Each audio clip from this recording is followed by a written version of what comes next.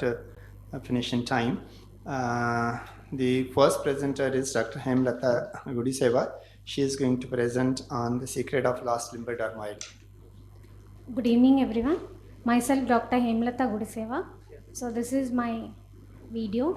The story of lost limbar dermoid. The authors don't have any financial interest. This is the story of a 5-year-old child who was brought by her mother for cosmetic correction of mass in the eye. On examination, there was a limbar dermoid of size 5 into 5 mm in inferior temporal quadrant of right eye. There were no other intraocular anomalies and systemic associations.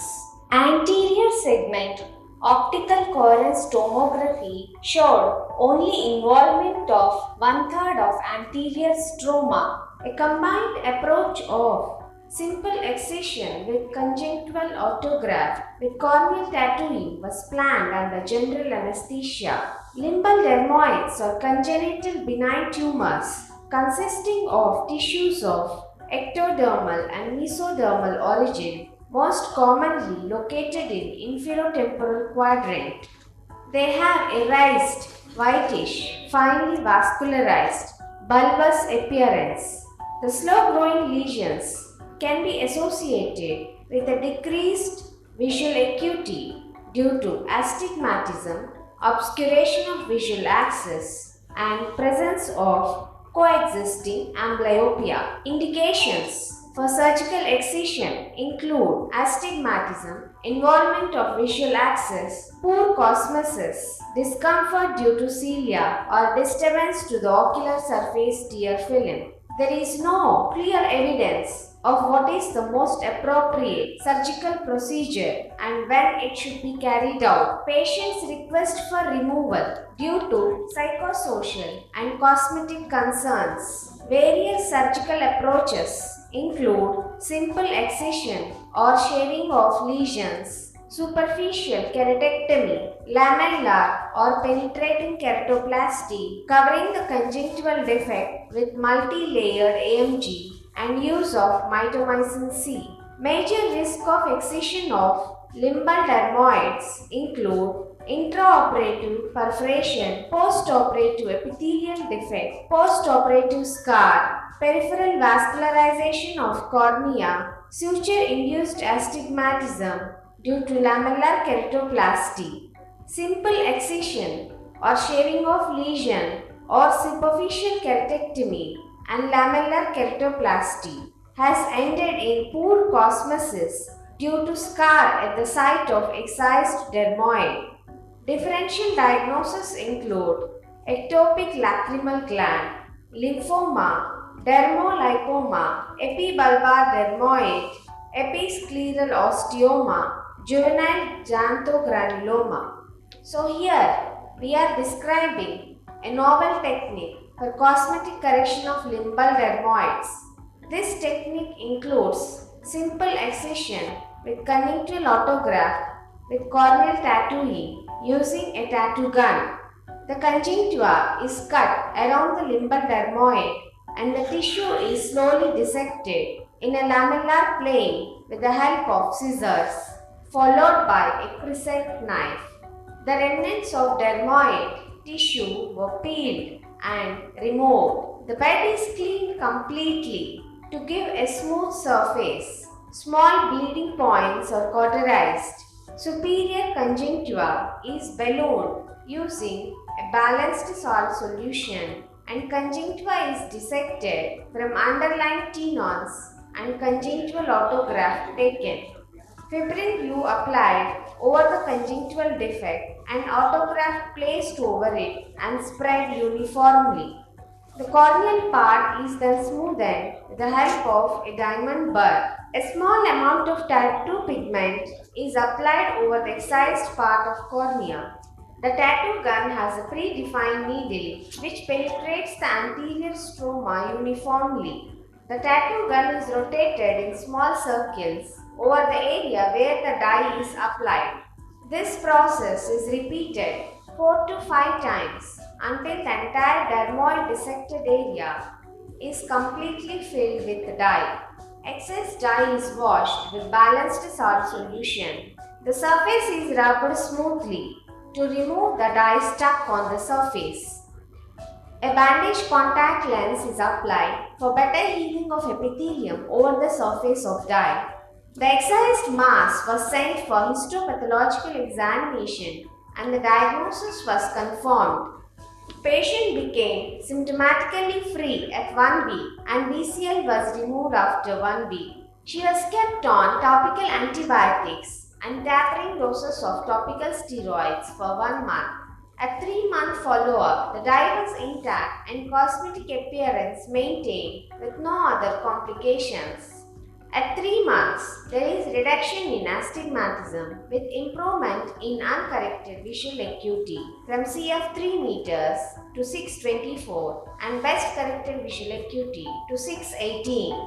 Similar procedure is done in another 8-year-old child who had 1/3 of cornea covered with choristoma. Mass excised followed by conjunctival autograft with fibrin glue. Diamond burr polishing and tattooing the excised area over cornea with the help of a tattoo gun. Her preoperative vision was maintained CF 2 meters after surgery. She also became symptomatically free at 1 week and achieved excellent cosmesis. So this technique of combining simple excision with conjunctival autograft with corneal tattooing achieved excellent cosmesis and reaches to the expectations of the patients and their parents.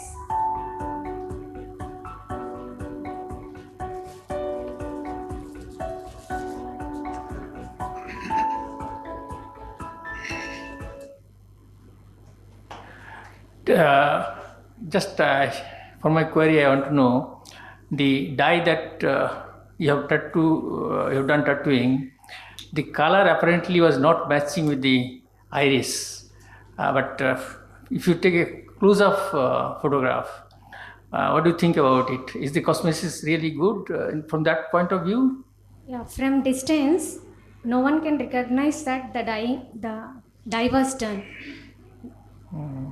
So only very close photograph of anterior segment, like slit lamp photography, one can identify that some dye has been applied. Okay. Thank you.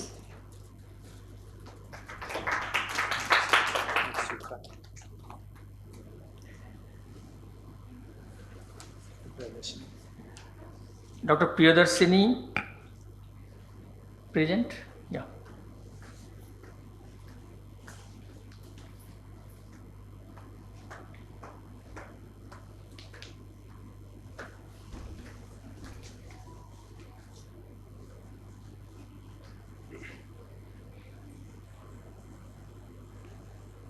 This is a case of dermoid in a 6-month-old female child. You can see that this is a huge dermoid extending almost more than 3/4 of the cornea, just sparing a small nasal rim of the cornea, which can be seen as a clear corneal area.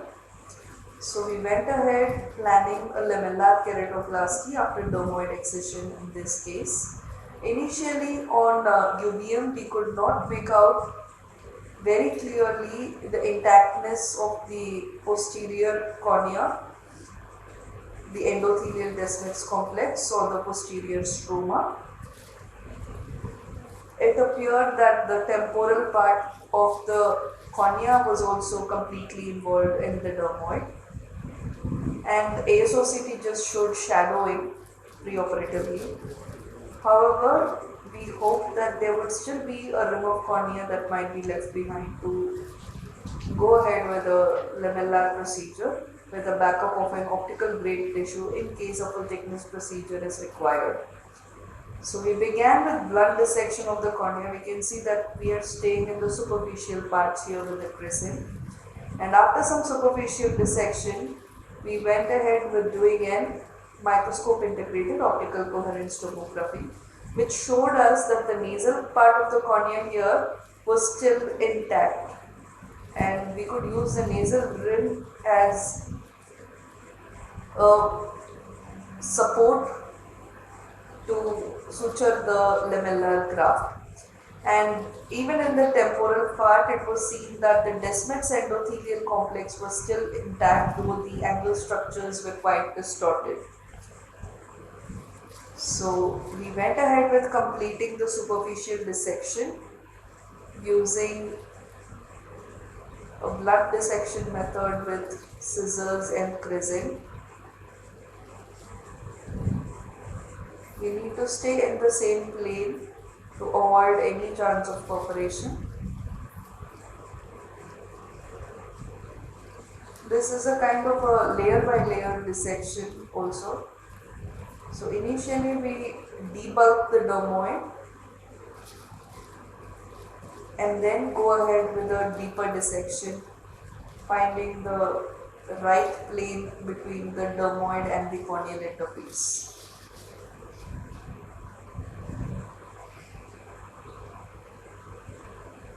Just completing the last parts of the superficial resection of dermoid.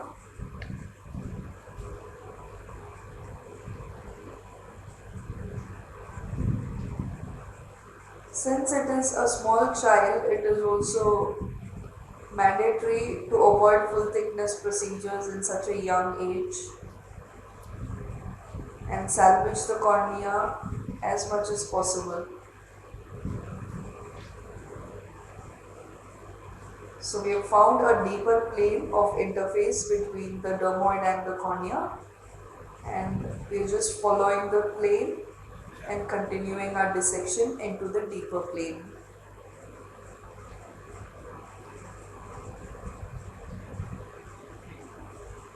So here you can see that we have just left a small rim of the dermoid tissue here. This can serve as a ledge later on to suture the graft more comfortably. Rather than suturing the graft to the thin corneal tissue that might be left behind, we decided to preserve a small rim of the dermoid.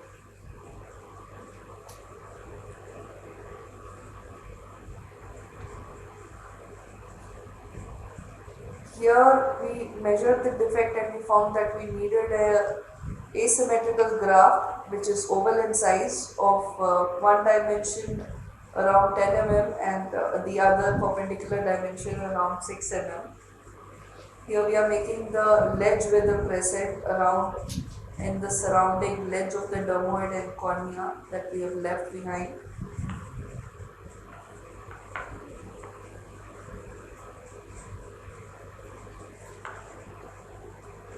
So after this we will go ahead with trephination of the graft. We are doing an asymmetrical trephination with a 10 mm disposable trephine, and we have cut out the part leaving a 4 mm margin and with the help of a 10 mm disposable trephine. So we have got an oval graft of the longest dimension of 10 mm and the shortest dimension of 6 mm.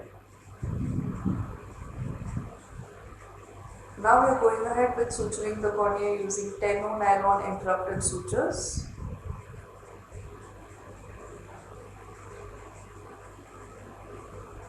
Interrupted suturing is required since this is also a pediatric case.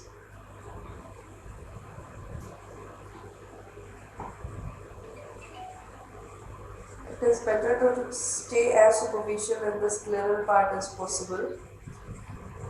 And even with 2 sutures, you can see that the graft is very well aligned in the defective area and already well opposed. This is because of the rim that we have left behind to serve as an adjacent area of tectonic support for the graft to get tucked in quite comfortably. Just completing all the interrupted sutures. We placed 16 interrupted sutures and we tucked in all the knots in the corneal side so that there would not be any foreign body sensation. In the scleral side, even if the knots do not get buried, we can still lead the knots towards the scleral end and advance the conjunctiva over it finally. So all the sutures have been placed, and burying of all the possible sutures is being done, and the scleral end sutures are being left towards the scleral side if not able to bury properly. We are proceeding with suturing the conjunctiva with 8 ovicular sutures. Graft is well opposed, well placed. We have preserved the posterior stroma and endothelium of the post cornea, avoiding a full thickness procedure in this very difficult case of dermoid. And the conjunctiva is also well advanced and opposed and sutured. This is the end of our surgical video. I thank everyone for your kind attention.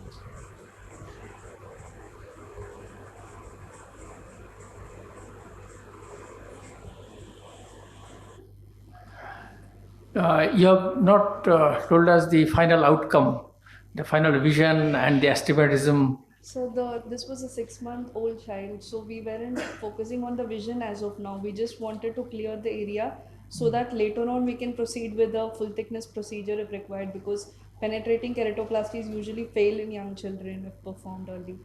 So we just wanted to make the child ambulatory. Thank you. You can call the next one. Yeah. Call at Sushmita Dejwani.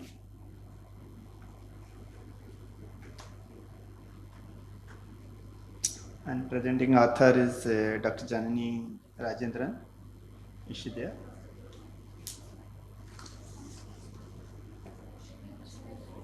Okay.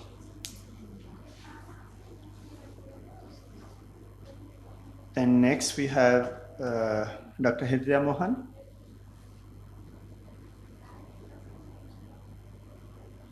Dr. Hridaya Mohan. Yeah. Okay. So she is going to present on external tunnel cataract surgery in a case of an triple trouble.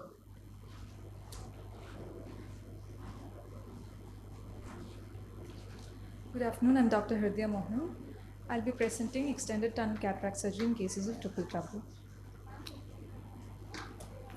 Extended tunnel cataract surgery in cases of triple trouble. This video has no financial interests. In this video, I describe a challenging case of a 45-year-old lady with triple trouble, severe microcornea of 8 mm, iris coloboma, and mature brown cataract. She had a pre-op vision of perception of light, and to make things worse, she was one-eyed. All that this poor lady wanted was some light at the end of the road. Her A-scan showed an axial length of 23.54 mm. Now what procedure do I do for her? A phaco, a small incision cataract surgery, or an extracapsular cataract surgery? Due to the risk of zonular weakness and ultrasound damage to the cornea, I decided against doing a phaco. A small tunnel and a large nucleus could be detrimental to the descendants, and I decided against SICS. And I'm relatively inexperienced in ACC, and I'm concerned about wound deposition. So I decided to go ahead with a modified extended tunnel cataract surgery in this patient. This is an edited video of the procedure due to time constraints. Now, how is extended tunnel cataract surgery different? It's a modified type of manual small incision cataract surgery, the difference being that the tunnel and the scleral incision is an extended one of 10 to 12 millimeters, extending well beyond the margins of the microcornea. I proceed with tunneling, and I make sure that the scleral pockets are really generously big to accommodate the dense nucleus. Once the tunneling is completed, I stain the anterior capsule with trypan blue injected from the side port. You can see multiple areas of calcification on the anterior lens capsule. Visco is then injected to fill the anterior chamber, and keratome entry is made. I take my time and make sure that the keratome entry is corresponding to the extended tunnel. It shouldn't be short, because the dense nucleus can get stuck in the tunnel during nucleus delivery if the keratometry is not well enough done. Then I proceed with inserting 2 iris hooks superiorly because I aim at getting the largest possible sized rhexis. Rhexis is initiated with a 26-gauge cystotome. It tends to run off inferiorly, and then I switch over to rhexis forceps. Rhexis is continued, but I encounter resistance in areas of calcification, and the rhexis is torn there in the area of calcification. But somehow I manage to retrieve it and continue the rhexis, but again there's resistance in another area of calcification. Here the calcification is really thick, and then I have to cut it with Vanaz in a circular fashion to complete the rhexis. The tags of capsule are removed with a forceps. The dense adherent cortex is removed using irrigation, and the nucleus is taken out by a bimanual technique with minimal zonular stress. I make sure to inject viscoelastic generously in between steps.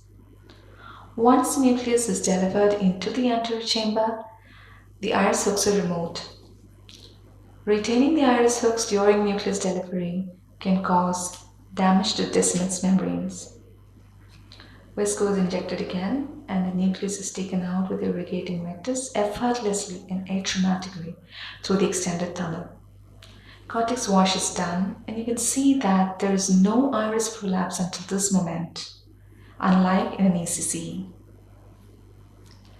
A 3-piece IOL is then inserted into the sulcus with an optic capture, and it is during IOL insertion that I encounter some amount of iris prolapse. Once the visco is washed, the iris is reposited, and the wound is closed with 4 interrupted sutures. Anterior chamber forms pretty well with side port hydration, and the patient had a good post-operative vision of 624, improving to 618. The patient is really happy and thankful. Now this is another case of triple trouble. Again, iris coloboma, a very brunescent cataract, and microcornea, but the microcornea here is not that severe. The corneal diameter was 10 millimeters in this patient. The procedure is exactly the same as the previous one. An extended tunnel of 10 to 12 millimeters is made. The nucleus is prolapsed using bimanual technique into the anterior chamber. Generously, visco is injected. Iris hooks are removed before nucleus delivery.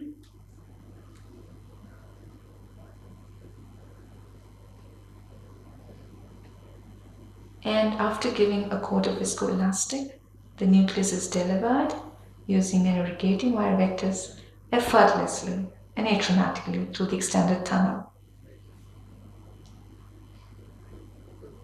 Cortex is washed away, but unlike in the previous case, in this particular case, I did not encounter iris prolapse at any point of time. A 3-piece IOL is then implanted into the sulcus with an optic capture.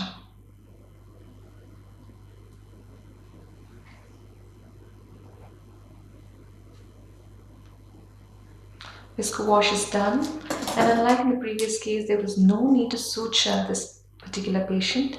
The anterior chamber formed well with side port irrigation, and the patient had a satisfactory post-operative vision of 624. In conclusion, extended tunnel cataract surgery is an effective tool in cases of triple trouble. Thank you.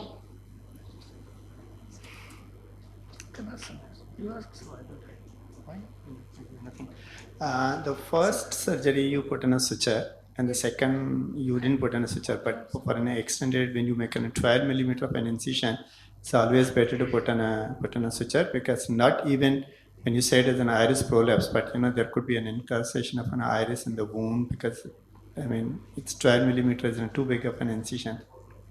Yes, sir, but for the second case, the anterior chamber formed quite well.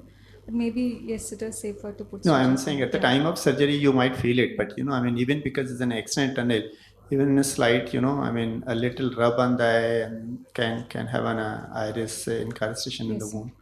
Yes, sir. Thank you. Thank you. Have you ever encountered hyphema in these cases? No, sir. Because with such type of vascular incisions, you often get hyphemas. No, sir. I've done Many- 3 cases so far, but I've not got any cases of hyphema with extended tunnels. Okay, thank you. Thank you, sir.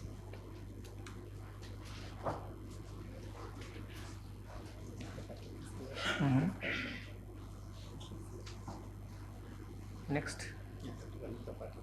Yeah, Dr. Vinita Pathak Rai.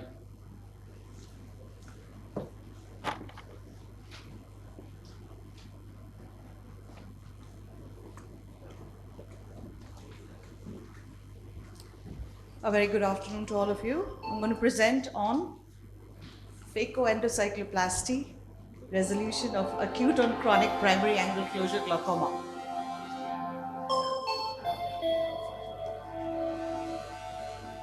Disclosures nil relevant. Primary angle closure glaucoma is a chronic and largely asymptomatic disease unless the presentation is late. However, this may occasionally be intercepted by a symptomatic acute presentation in the presence of glaucomatous disc changes.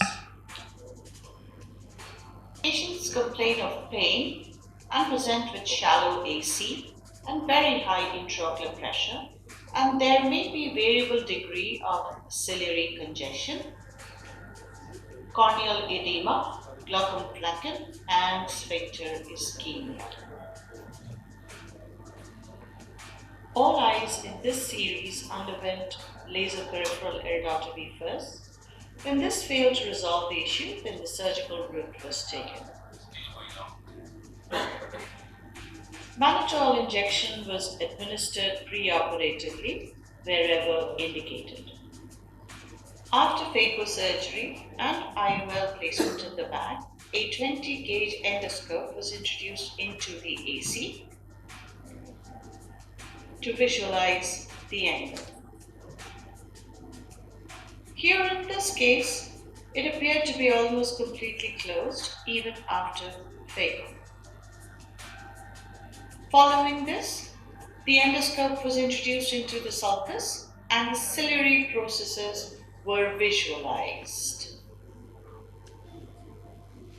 Delivery of the laser was under direct vision and it was aimed at the tail of the ciliary process, the end point of whitening and shrinkage of the ciliary body posteriorly away from the iris.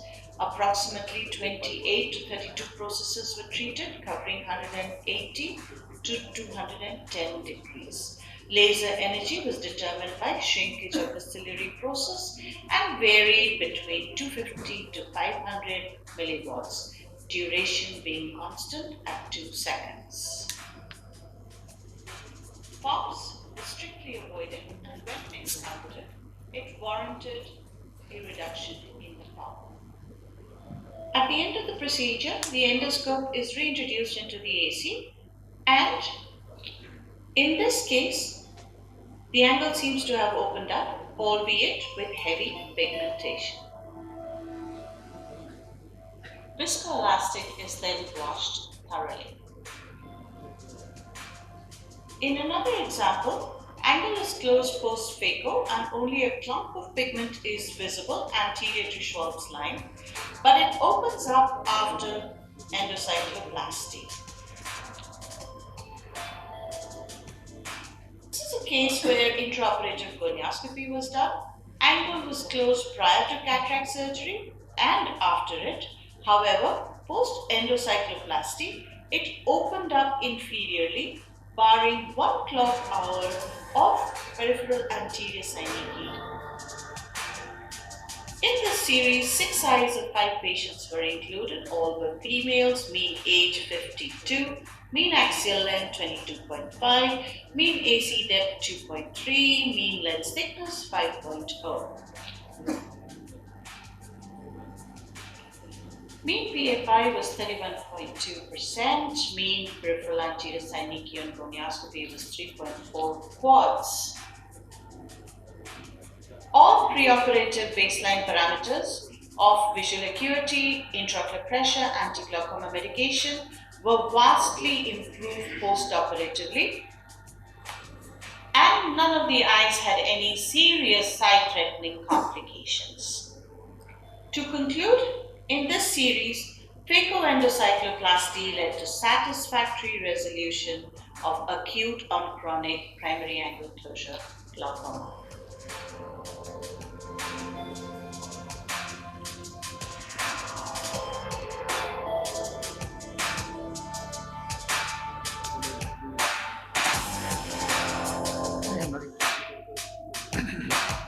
Thank you. What's the follow-up of these patients? Now more than a year. More than a year? Because, I mean, when we look at an endocyclophotocoagulation, you said 180 degree to almost about 230 degrees. 210. Yeah, I mean, the reason I asked you, is there any chance of because that's an only one fear that we have it, whether the pressure becomes too low and then it becomes an epithesical, no. Not encountered hypotony at all. Oh, I now have over 150 cases. Okay. Thank you. Thank you. Thank you very much. No. Ishpapaye. He is going to present on a triple procedure for a macrospherophakia.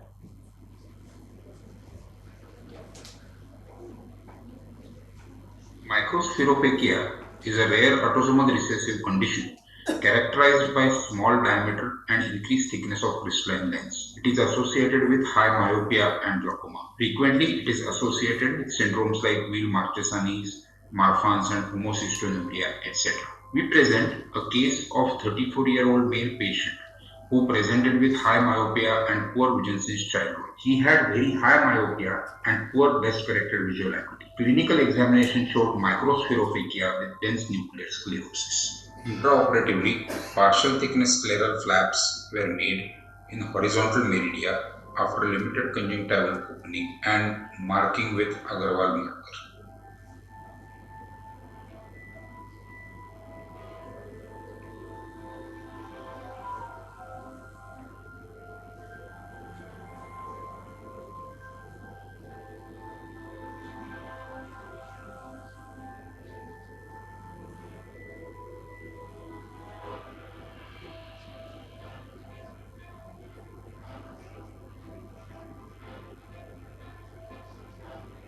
In majority of these patients, the lenses are soft due to young age of the patient. However, in this patient, for lens removal, we decided to perform phacoemulsification due to very dense nuclear sclerosis instead of lensectomy by posterior eye. Capsular access was initiated using cystitome and completed using microcapsular access forceps.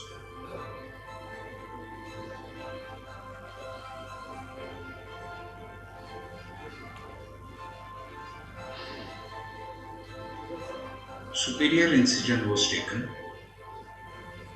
and gentle heterodissection was done to avoid zonular stress. Nuclear rotation was very difficult due to relatively bulky nucleus in a small capsular bag. We used vitrectomy cutter to decompress the nucleus and achieve nucleus rotation easily.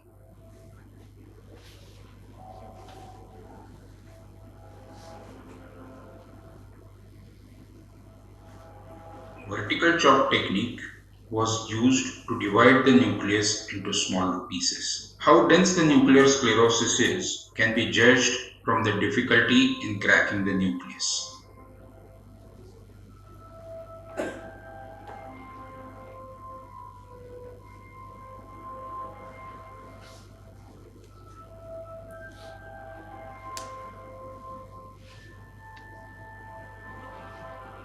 Each nucleus piece was emulsified after removing it from the capsular bag. 90% phaco power and 500 mm vacuum was used for nucleus removal.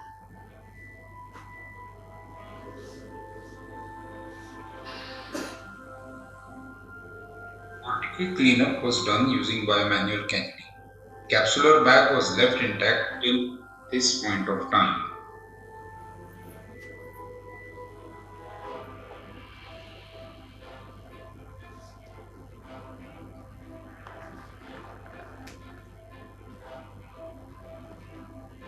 35 gauge sclerotomies were made. Infusion cannula was fixed in infratemporal quadrant.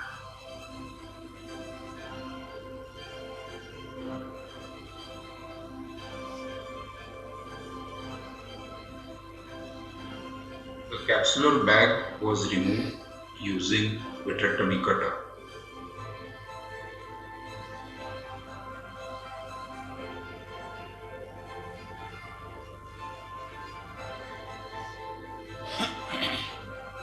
The remnant of capsular tags were removed from ciliary surface.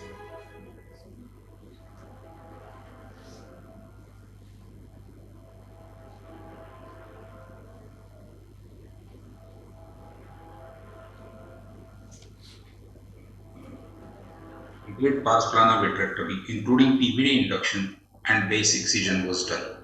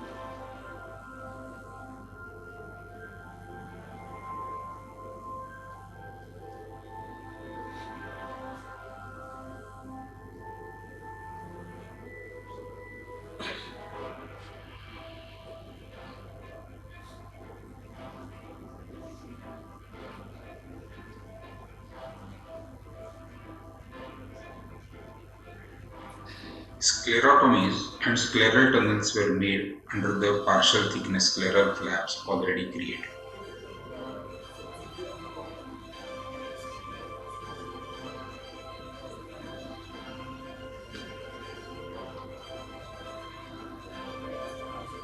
Cheap-piece IOL was injected in the eye and leading haptic was externalized using microcapsular access forceps. The trailing haptic slipped while trying to grab with microcapsular access forceps inside. It was retrieved with microcapsular access forceps right hand using externalized bleeding haptic as fulcrum. The trailing haptic was externalized. Both haptics were tucked in the scleral tunnels. The cannulae were removed and sclerotomy sutured with 80 vicryl.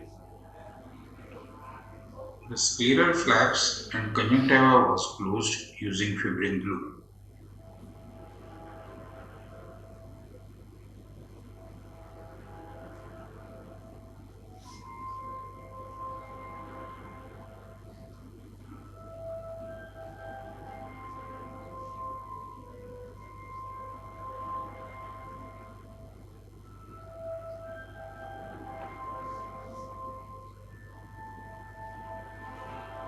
The patient had excellent visual outcome bilaterally.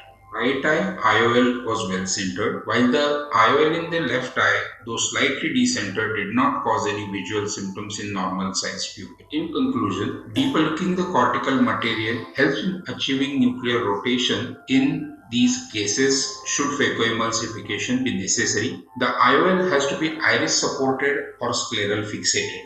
Latter is our choice due to more predictable refractive outcomes. Thank you. Microspheropakia. Did you say why you didn't use lensectomy?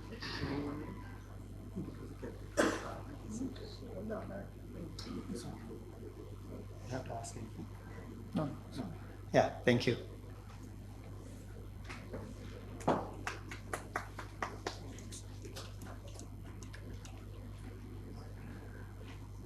Yeah, Dr. Jitender Jinagal.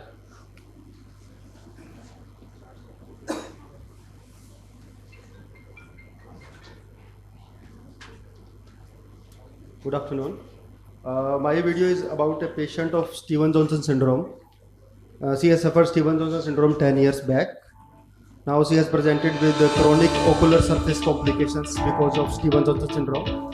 She presented to us with severe corneal melt, and as we know that in patient with compromised ocular surface, we don't have many options to save the eye. We cannot do penetrating keratoplasty, and as these patients have limbal stem cell deficiency and severe dry eye, so we thought a different kind of approach to tackle this situation. Music.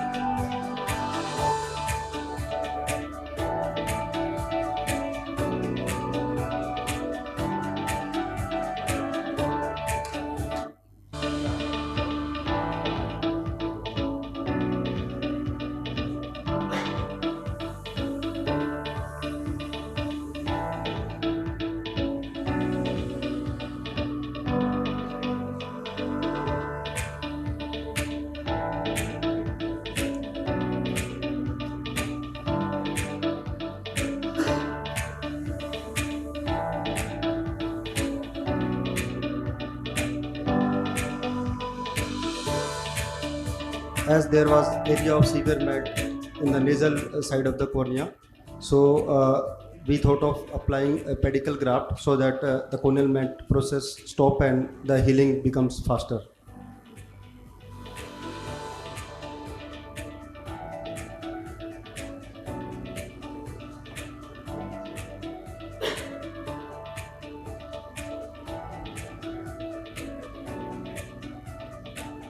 So after securing the smile lenticule as well as a pedicle graft in place, we use amniotic membrane to cover as a bandage contact lens, as well as to provide healing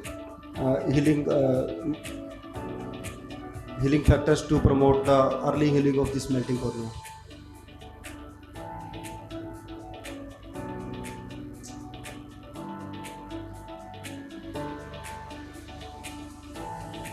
After covering with the amniotic membrane, bandage contact lens was applied and the eye was closed with the help of a temporal dorsography for next 2 weeks.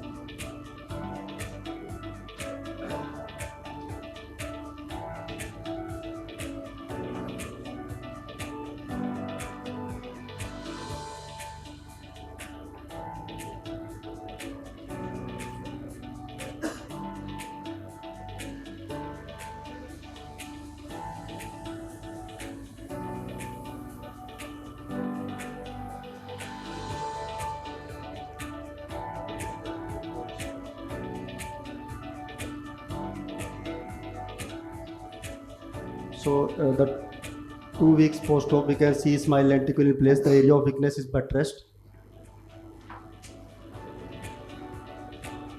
The ocular surface got healed with some residual of amniotic membrane in place. So later on, this patient required mucous membrane grafting also to prevent recurrent complications. So this patient improved from hand movement close to face to 6/24 with the help of scleral contact lenses. So in this way, we could save the globe as well as visually rehabilitate the patient without doing a major corneal procedure. What was the cause for this corneal melt?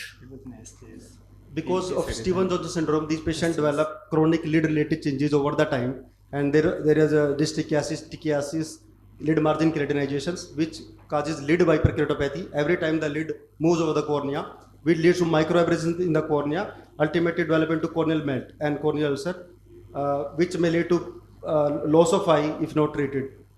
So doing a PKP, penetrating keratoplasty, is not a good option in this patient because these patients have very severe dry eyes as well as they have limbal stem cell deficiency. So if we apply a full thickness graft, the graft will never heal because of stem cell deficiency. So we have to rehabilitate this patient along with minimum intervention and taking care of dry eye at the same time. So permanent cure is mucous membrane grafting, which we have done later, and the temporary cure was to save the eye at that time. Okay, thank you. Thank you, sir. Thank you. Dr. Madeline Benzie.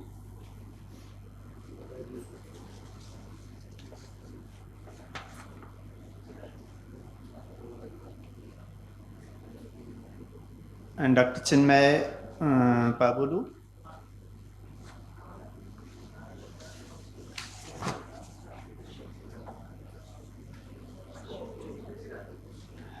Dr. Avasi Vijayan.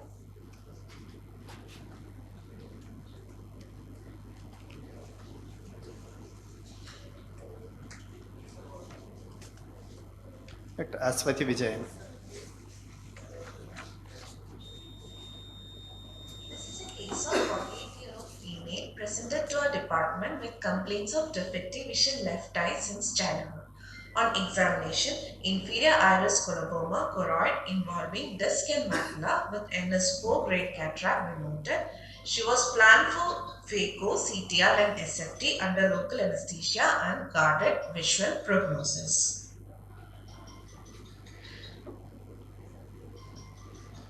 Trypan blue dye is injected through the side port.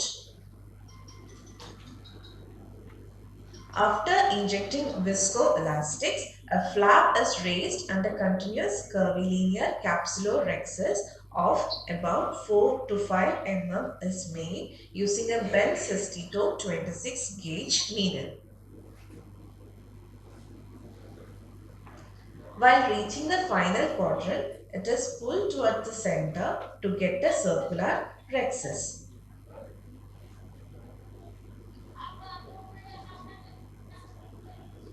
By using the 2.8 mm keratome, a clear corneal incision is made. A careful, gentle hydrodissection is done.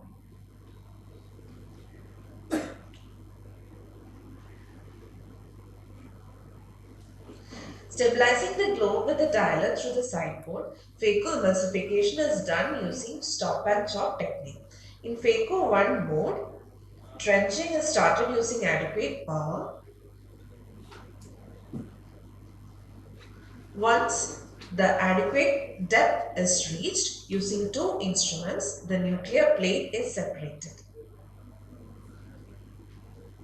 In phaco 2 mode, phaco probe is buried into the substance of the nucleus. With the help of the chopper, a chop is initiated with horizontal separation of the nucleus, leading to splitting of nuclear plate. Individual fragments are brought into AC and each base is emulsified.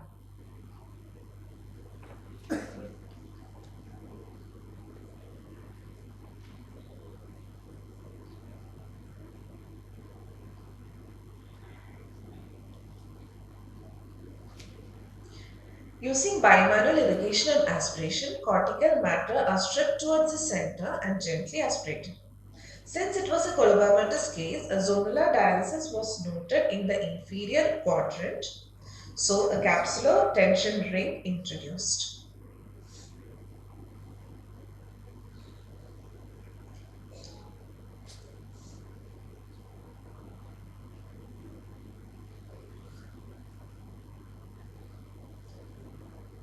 A foldable intraocular lens injected into the bag so that the haptics are placed along the areas of the ZB.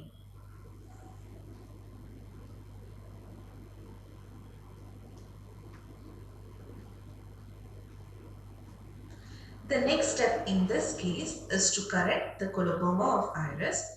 Iris is held using the microforceps to give a mild counter traction, and needle of 10-0 prolil is passed through one of the side ports and through the iris.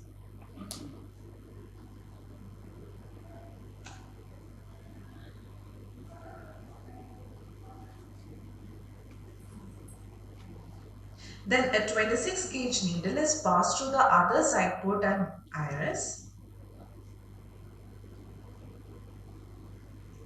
Now, the straight needle is docked into the lumen of 26 gauge needle.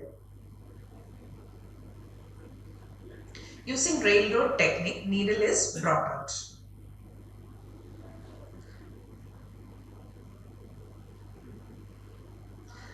A loop is created at the suture exit site.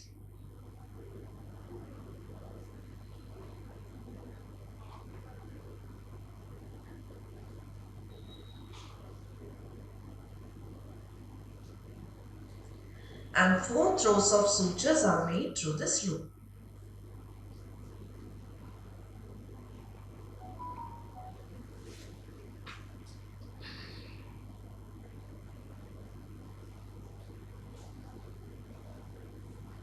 Now the ends are pulled and we can see the closure of the iris to it. Then using a micro scissors, suture cut close to the node.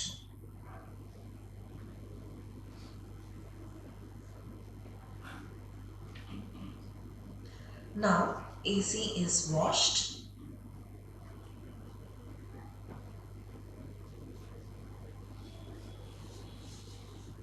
And the wounds are hydrated.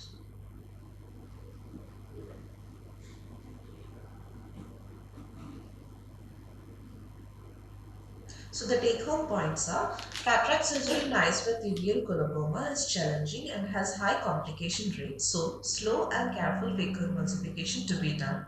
High chance of zonular dialysis, so CTR is needed to make IOL center. Even if IOL is well centered, its edge may be still visible in an abnormal pupil, resulting in positive dysphotopsia. So pupilloplasty is done to reduce the post-op glare. Thank you.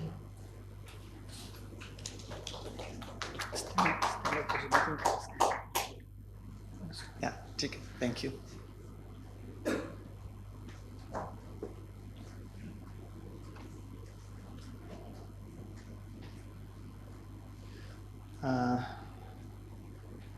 Next, Dr. Shalakha Wagmare.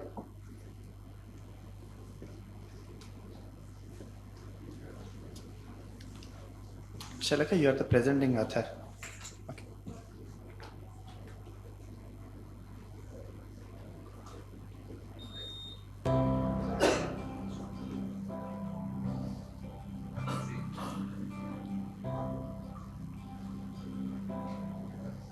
Hello everyone, I'm a resident in ophthalmology and I'm sharing with you a part of my surgical learning. One day I had a bad complication during phacoemulsification surgery and I approached my senior for help.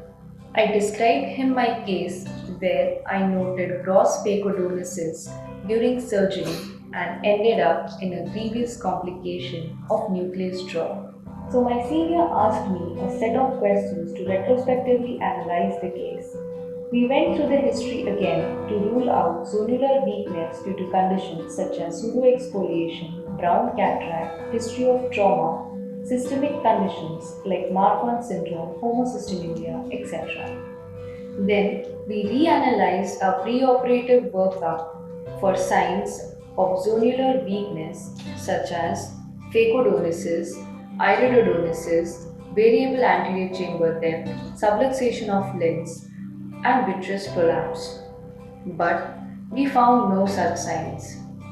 That's when we decided to be our own detectives and learn the art of deduction to identify the subtle signs of zonular compromise. Let me show you the clues that we picked up. It's never too late to pick up the subtle signs of subluxation during early steps of surgery.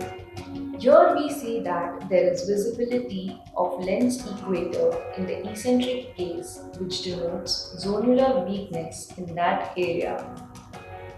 In the next case, we encountered vitreous prolapse when making an entry in the anterior chamber. A surgeon should be cautious of vitreous prolapse and expect a larger area of zonular weakness and plan the further surgery accordingly. Certain cases of subluxation of lens can be missed during examination in a mid-dilated pupil, but with the use of a mydriatic agent on the operating table, we can come across the subluxation of lens. One of the subtle signs that we identified was seepage of tryphan blue dye used for staining the anterior lens capsule. The seepage of dye indicates compromised zonules.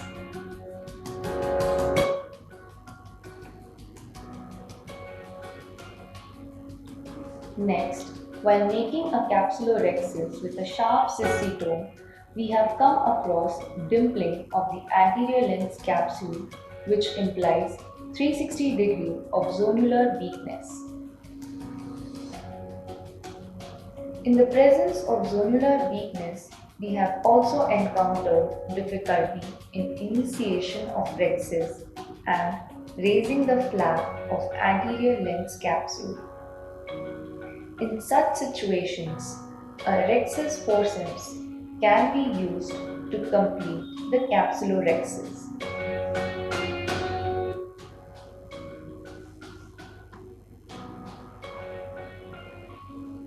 This is a case of immature cataract with pseudoexfoliation and small pupil. Iris hooks were placed for pupillary dilatation. Phacodonesis was encountered while making the rhexis.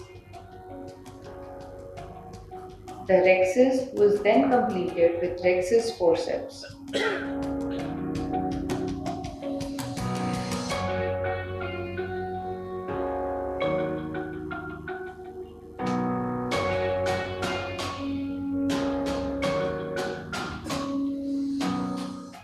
The iris hooks were then transferred to the rhexis margin to support the bag for further nucleus management.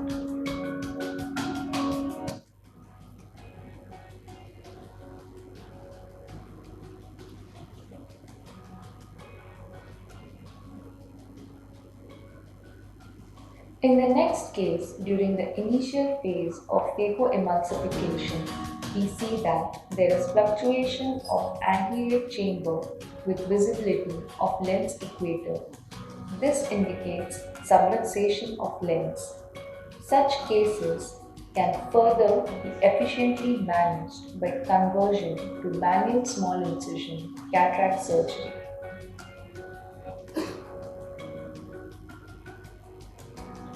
Here is a case wherein during cortex removal we see zonular dialysis.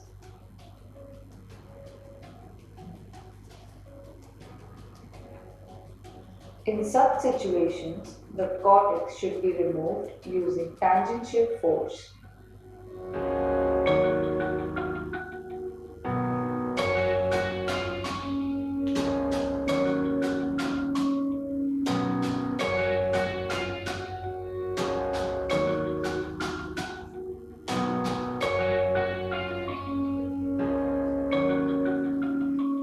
The take-home message here is, even after comprehensive pre-operative workup, certain signs can be missed. It's important to recognize these signs in the early stage of surgery for efficient management and better visual outcomes. Thus, be alert, pick up the subtle signs, and act promptly.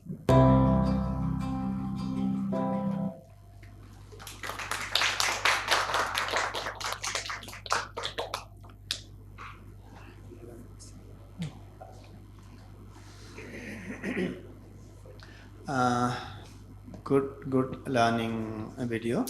And the one question that I just want to ask you, when you put an iris hooks from an iris hook to a capsule, do you have any fear that can rip off the capsule? Yes, sir. So it has to be done very gently.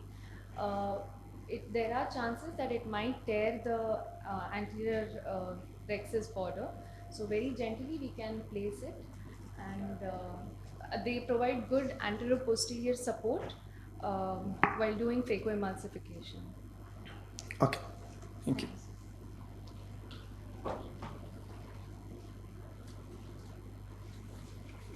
Dr. Sarika Jindal.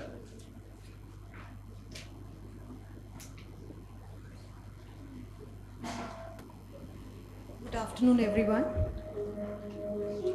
I'll be presenting the flap rexus technique in mature The biggest white concern cataract. in a white turgid cataract is that the rexus can run out, causing Argentinian flag sign.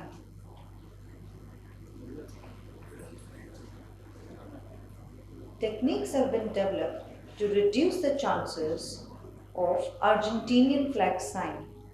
The current most popular technique is to give a puncture in the center of the capsular bag and let the cortical fluid escape.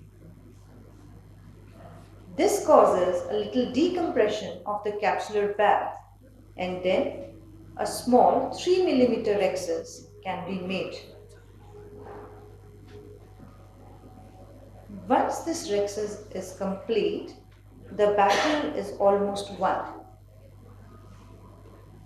You can now do hydrodissection, keeping the nucleus pressed so that the fluid does not collect behind the nucleus, as retronuclear pressure could rupture the posterior capsule. By dialing the nucleus, it becomes easier to decompress the bag. And once the bag is decompressed, you can comfortably give a small nick in the rexus and enlarge the rexus with the forceps. This technique has really reduced the incidence of the white cataract rexus from running out. However, there would still be certain situations where this technique may not work.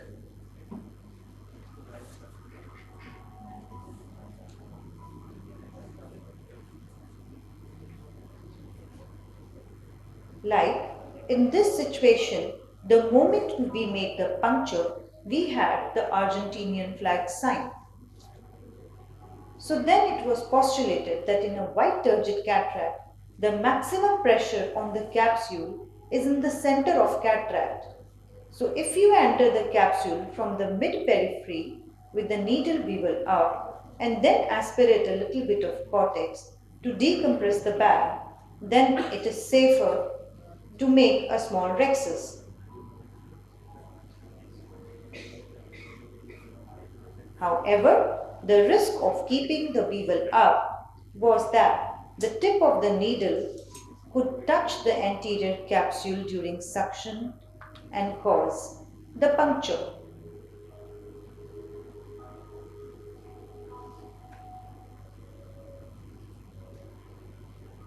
So the next step was to keep the bevel down and keep the nucleus pressed.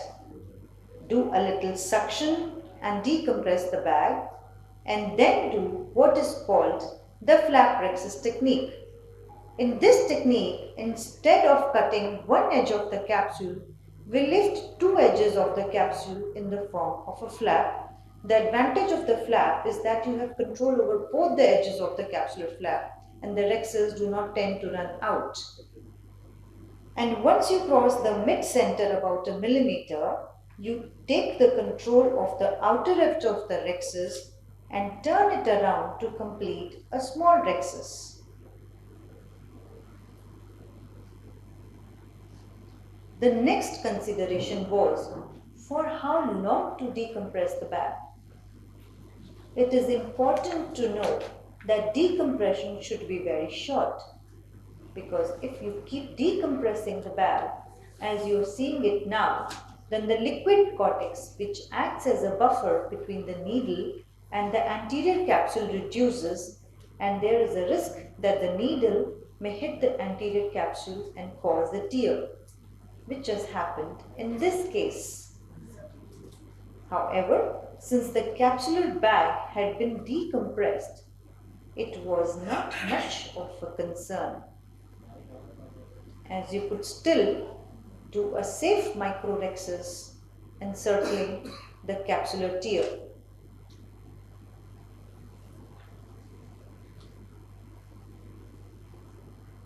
Thank you. So it's a very innovative and simple approach to manage turgid white cataracts. And in the past couple of years, ever since we have started using this technique, I haven't encountered a single case of run-out rexus. And all of us can benefit from this in our everyday surgical practice. Thank you. Yeah, thank you.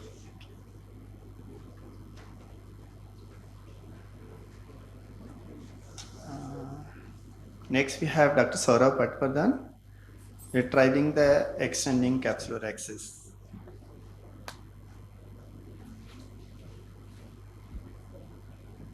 Good afternoon, everyone. Thank you. The audio is there.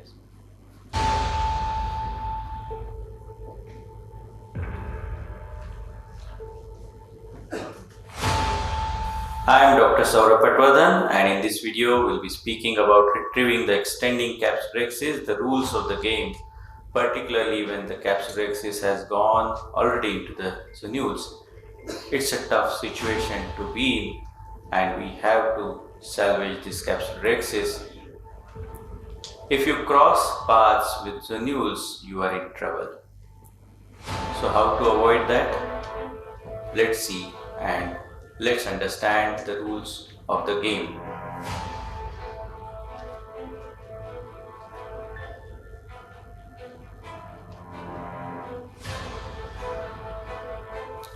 It's best to avoid crossing paths with the zonules.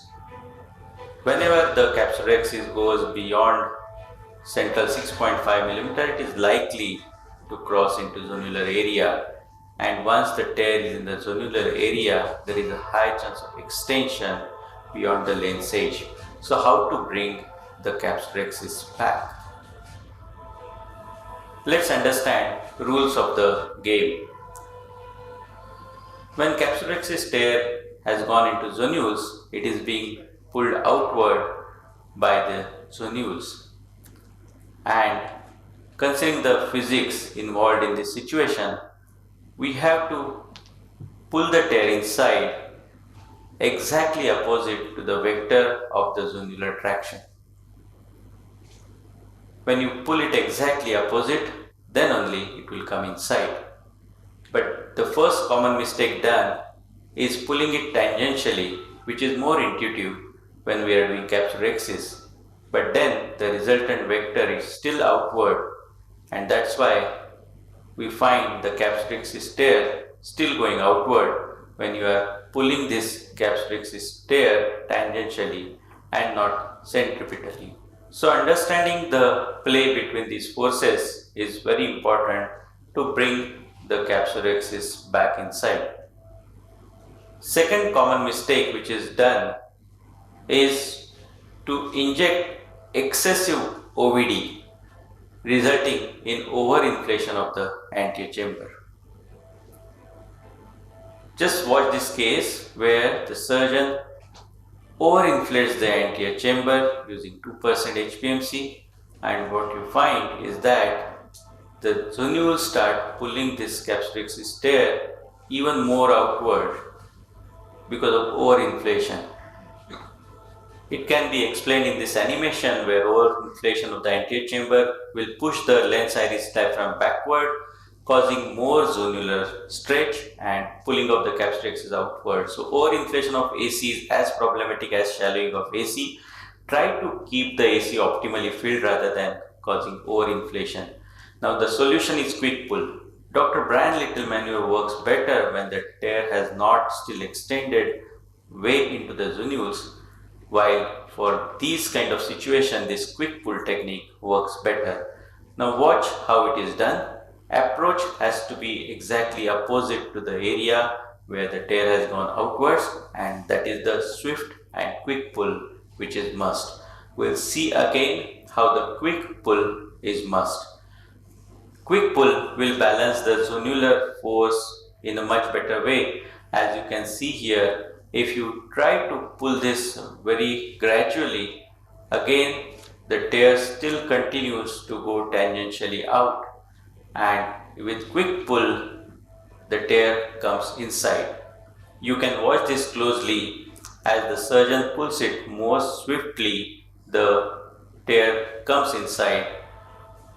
So in this technique, it's not just the centripetal pull, but it is also how quickly you pull the tear is very important.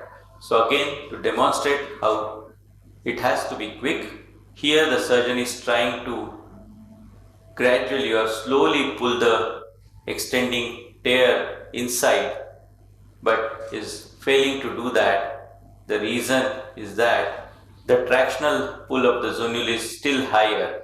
So to negate that, one must pull it quickly centripetally like this. And once it is pulled quickly, you can see the capsular axis tears come inside, and further extension can be prevented, and we can get a good complete capsular axis. Of course, there are situations where quick pull technique will not work or should not be tried. Of course, do not use this technique if the zonules are very weak.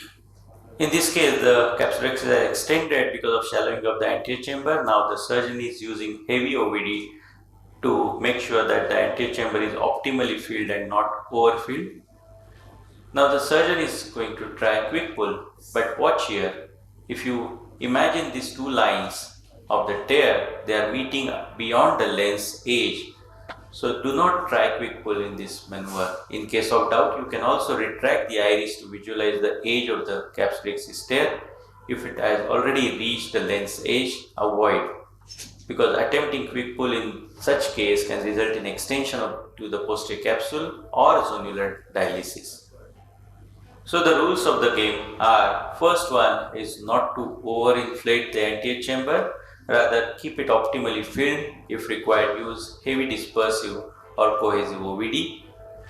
The rule number two is that if these lines meet beyond the lens edge, do not try to quick pull. Also, you can watch for this edge by retracting the iris. The third rule is approach always from the opposite incision and from a small side incision to keep the anterior chamber maintained. And fourth is that quick central pull is the key of success. So do not hesitate to pull it quickly. So let's bring it on and bring it in with the rules of the game. Thank you. Thank you, sir. Do you think that overfiltration is the cause or the direction in which you are pushing the OVD? That is the main reason for extension. If your direction is wrong, that means you are directing it toward, obviously that will cause, but primary reason is over inflation of the anterior chamber. And I have now multiple videos of the moment overinflation starts, the capsular axis goes out.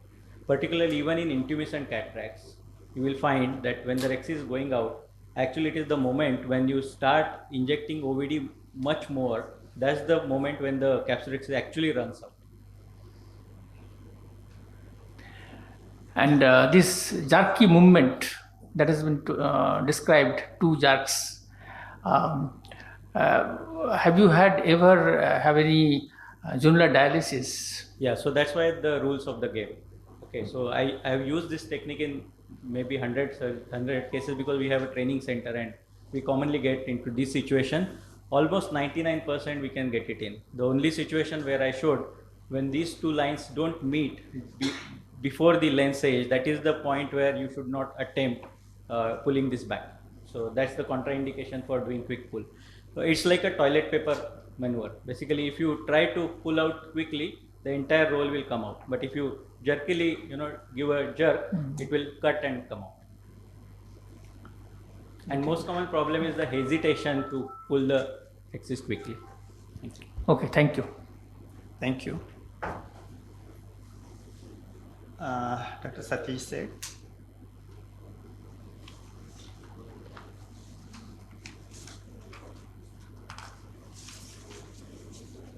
Any other presenter is present?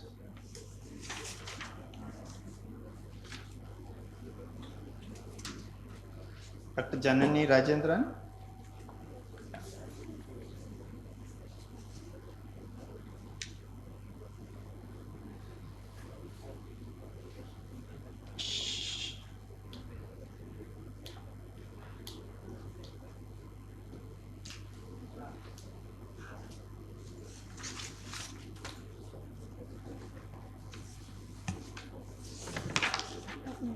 Yeah. Which one is that? Hold on. This is not a Bollywood movie. We are going to show you bang, that is bent angle needle goniectomy.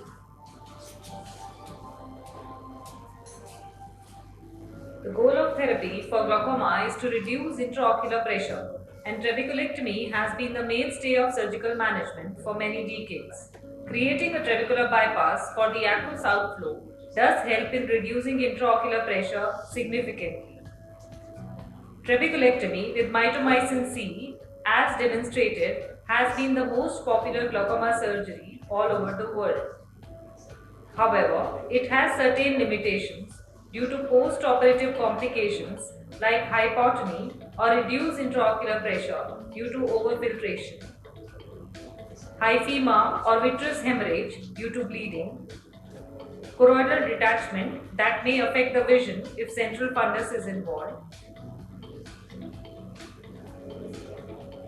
bleb leak in early phase, shallow anterior chamber are a few that in turn can compromise the vision and the quality of life for a patient. Innovation of MIGS has opened up a new paradigm. Kahook dual blade goniotomy, microhook ab interno goniotomy, GAT, iStent, CyPass, etc. are a few that avoid the formation of bleb by shunting aqueous across the trabecular meshwork into Schlemm's canal or suprachoroidal space, thereby preserving sclera and conjunctiva for future bleb-related surgeries. However, in developing countries like India, the main hindrance is the cost of these surgeries. BAN comes as a boon to help in achieve target IOP in such situations. The most common indication for BAN is primary open-angle glaucoma, particularly at an early and moderate stage, where the aim of the surgery is to control IOP without anti-glaucoma medication. It can also be done in pseudoexfoliation glaucoma, pigmentary glaucoma, and even normal tension glaucoma.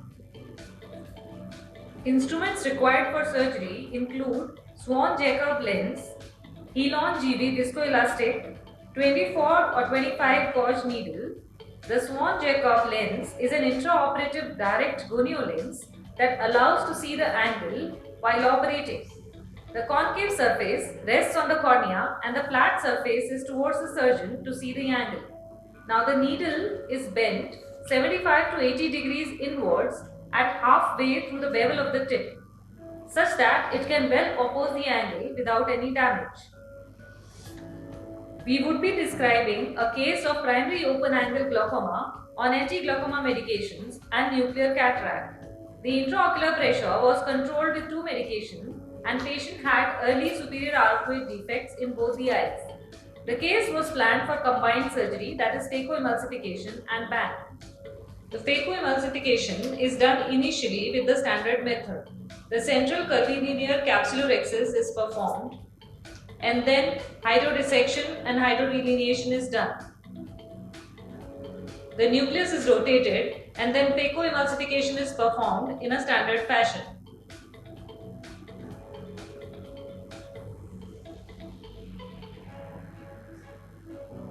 After that, cortical aspiration is done and the intraocular lens implantation is performed in the back. After IOL insertion, intracameral pilocarpine is being used to constrict the pupil, as dilated pupil may hamper the visibility of angle structures.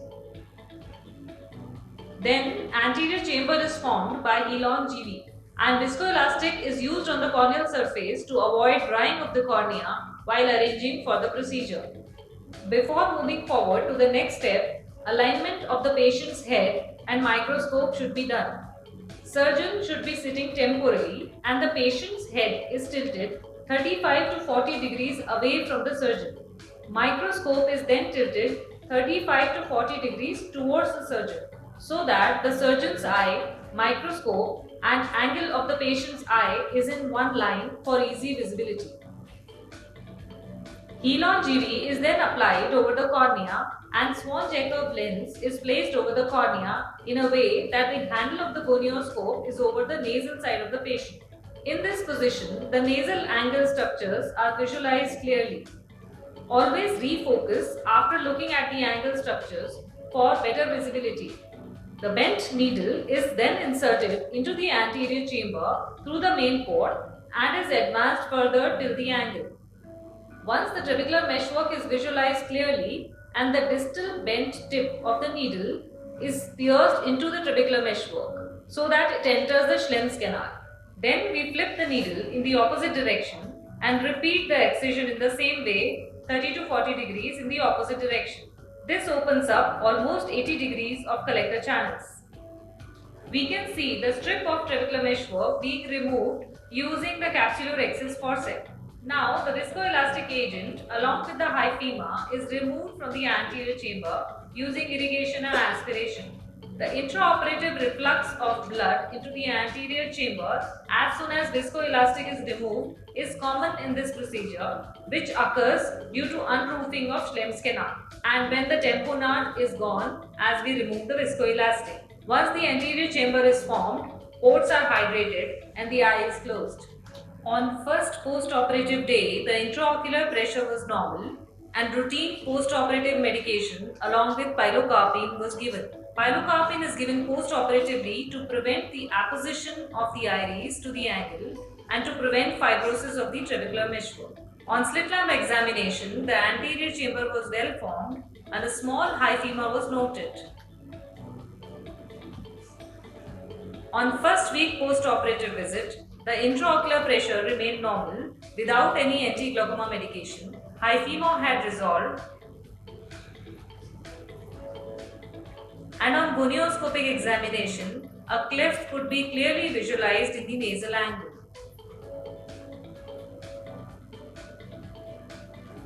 To summarize, BAC is an economically suitable mixed option that can be performed as a standalone procedure or combined with phacoemulsification. It spares conjunctiva sclera and preserves the active aqueous pump with minimal post-operative complications. In nutshell, it has an important place between medical management and the conventional filtration procedures for glaucoma management.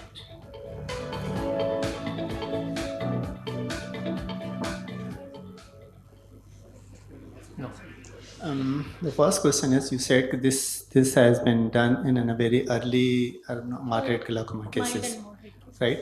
And in that, when you're doing combined within a cataract, and if you look at an Eagles study, which says that even if you do a cataract, the pressure comes down. Sorry, I'm not getting you. And only plain doing a cataract surgery also can open up an angle and reduce the pressure. Yes, sir. But these patients, the surgery is advised because it is not proven in all the cases. it opens up, but it is not proven that it reduces the IOP in all the cases. But this patient, even this surgeries were followed up even for 6 months. Even then, the patients are not requiring any HM as of now. So it is proven that combining with this procedure, which is like economically advisable for the patients as well, has a better result. How many procedures has been done? Sir, as of now, we have done some 6 cases. Although 6 patients has no need of AGM as of now. What's the maximum post-op? Sorry, sir. What's the maximum post-op follow-up? As of 6 months. Thank you. Thank you, sir.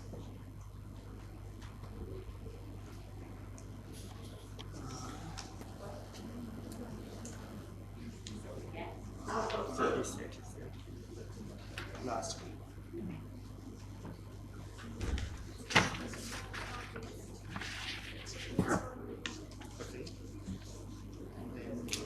Respected judges and dear colleagues, I am Dr. Satish Sheikh, working on behalf of Dr. Jagdeep Kakadia, who is the main person behind this research. Friends and colleagues, we are very happy to introduce to you OmniFlow. OmniFlow is a unique, novel, small and the best glaucoma drainage device, which is a sutureless short shunt to drain aqueous humor from anterior chamber to the retrobulbar space. A microvalve is fitted inside the tiny silicone tube of OmniFlow, which controls the outflow of the aqueous humor, which will maintain IOP between 10 and 10 for 24/7 for the lifetime of the patient. This is how OmniFlow tubes look. This is the anterior chamber end, this is the retrobulbar end, and the retrobulbar end contains the tiny valve inside the tube. Intraluminal pressure regulator is akin to a venous valve having microcilia which will control the flow matrix as well as the direction of the aqueous humor. If the IOP is high or aqueous secretion rate is increased, microcilia of the valve will open more and allow easy passage of aqueous humor. This is the comparison between low pressure and low volume versus high pressure and high volume. Reflux of fluid is well, but not absolutely resisted and restricted by this microvalve.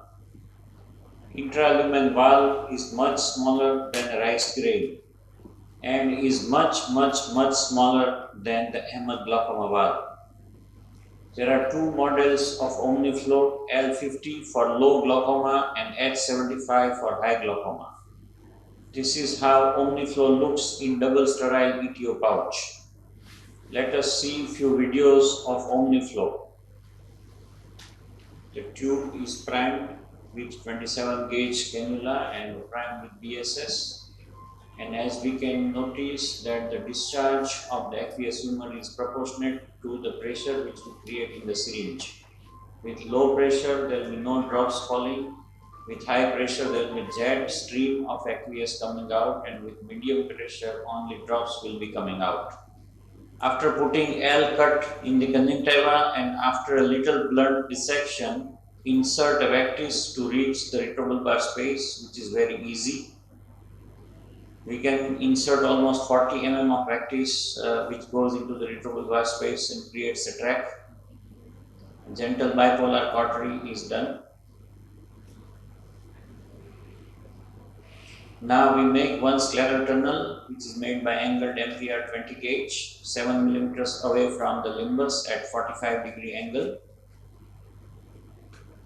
The tunnel is now lubricated with viscomethyl.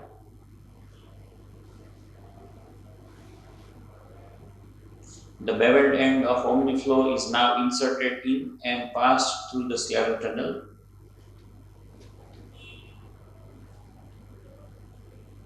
Three-fourths length of the tube is pulled out.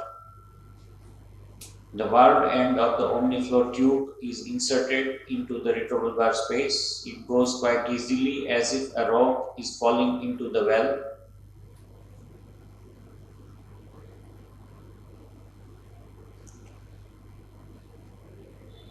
The excess length of the tube is pulled back and pushed into the retrobulbar space.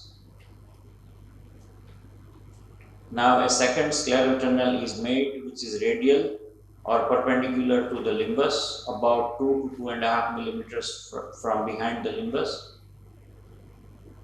which is then entered into the anterior chamber, bisecting the angle between the endothelium and the iris. The beveled end of the tube is now inserted into the anterior chamber via the second scleral tunnel. Only the bevel goes into the anterior chamber about a millimeter or 2, maximum 2 millimeters. Then the excess bend of the tube is pulled back, and which is then pushed back into the retrobulbar space. The firm anchoring of the tube is confirmed by vigorous pull, push, and sideward movements. And as you can notice here, no matter how much we nudge, the tube will not budge. Tube cannot be pulled out unless we want to pull it out. It's firmly anchored. It's not going to migrate. It's not going to move on its own. Now we put fibrin glue and the conjunctiva is reposited back. The entire surgery for this is sutureless, and it takes only about 10 minutes to do the surgery.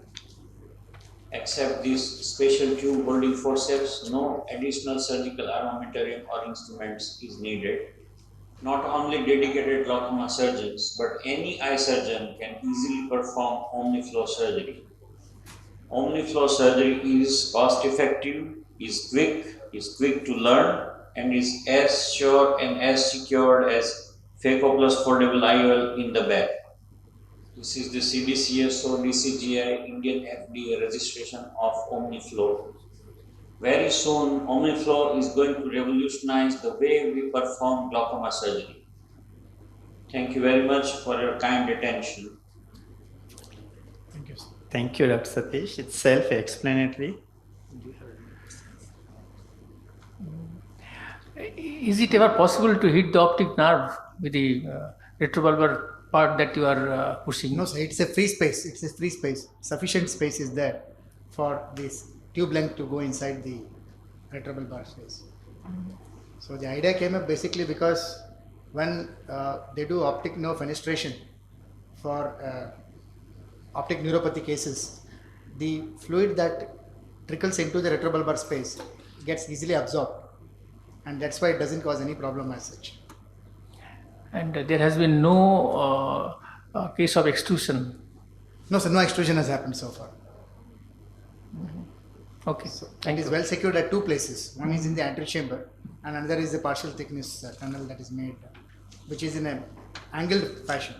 If it were to be straight, probably it would have come out. So it was angled. That's the reason it takes a bend and then comes into the anterior chamber. Okay. Thank you, sir. How much then? Sir, when this video was prepared, it was done on just about 7 or 8 cases. Now we have got about 100 cases which have been carried out at 8 centers across the country. Thank you.